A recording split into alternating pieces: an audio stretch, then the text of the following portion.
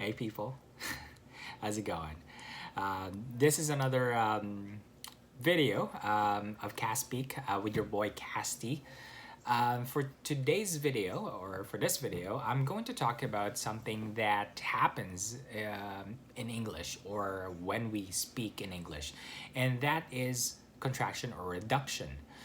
So contraction and reduction, you might ask, what is it? So contraction and reduction is basically a process in English wherein we contract or reduce, right? Or shorten two words into one word. So to give you an example, so the other day I got some message from my student and she told me that, hey, I learned kinda and sorta from you. And that is something that she just didn't know before, and because I was talking to her informally, she got that and she told me that she learned those two words. So basically sorta and kinda are basically contracted words from the word kind of and sort of. So those ones are contraction. So contraction, again, shortening of two words into one. So so that is contraction. And why do we actually use contraction or reduction in English or when we speak? Or sometimes even when writing, right? And which we'll go we'll go through it in a little bit. So contraction is a natural process in language where we shorten two words because it makes our articulation or the way we say it easier or more convenient, because especially when we're speaking, things are just fast. Things are just fast. We just produce words, and for us to make it easier, for the co-articulation of our mouth, and how we produce certain words, it's something that naturally happens. And I would say that other language use reduction and contraction as well. Not maybe in syllabic countries like Japanese, Mandarin, Korean. I'm not sure, but there are all languages, I would say, would have some forms of reduction and contraction. But for English, that's how we do it.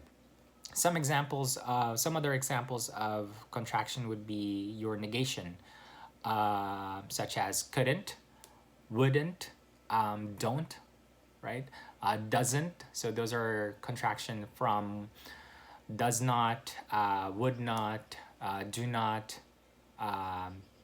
What's the other one? I forgot. So the other one is didn't, right? Which comes from the contracted. So didn't comes from did not. So those are some of your examples of contraction. There are a lot of contractions in English, and something that I would ask or would tell you to actually study, because they're very important in English. So where do we actually see contraction or contracted words in English? For the most part, you'd see it in speaking. When you are speaking with people outside your ESL schools, or perhaps just in normal conversations, you would normally get a lot of contracted words from a lot of native speakers or just English speakers. You would see them most of the time. With that said, you'd see them most of the time in informal context. So again, speaking, normal conversations with other people, your friends or family, with your friends.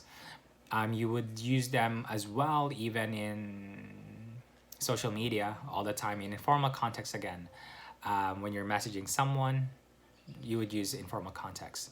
Where do you not see contracted words? So if you find places where you can find it, informal context, where would you find it? Where would you not find it? And that would be informal context, such as email writing.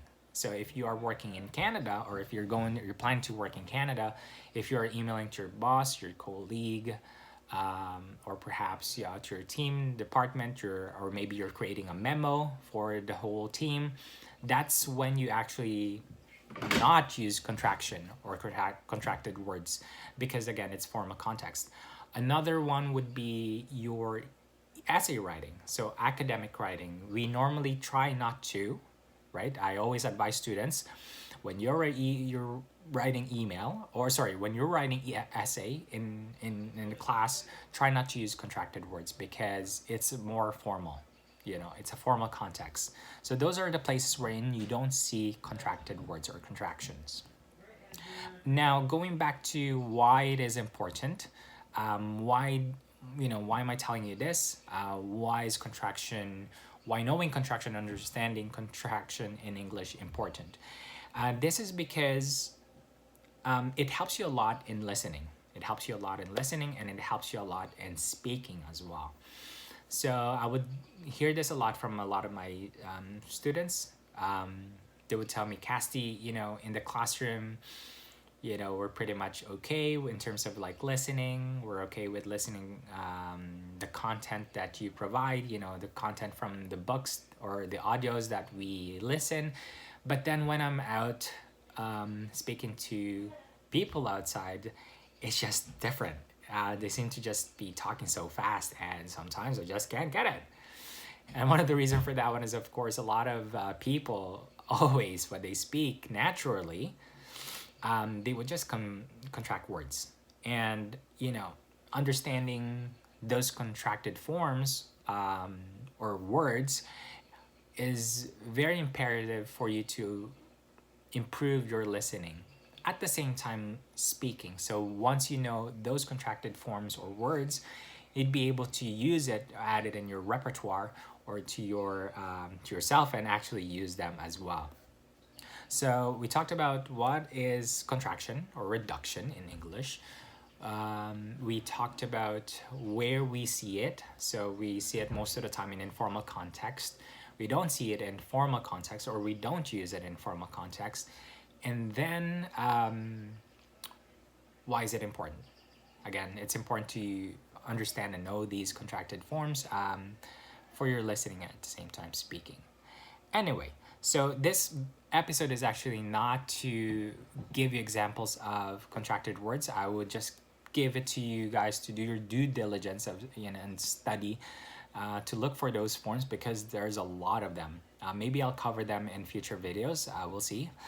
But for the most part, this video is to just really give you an idea of what they are and its utility in English.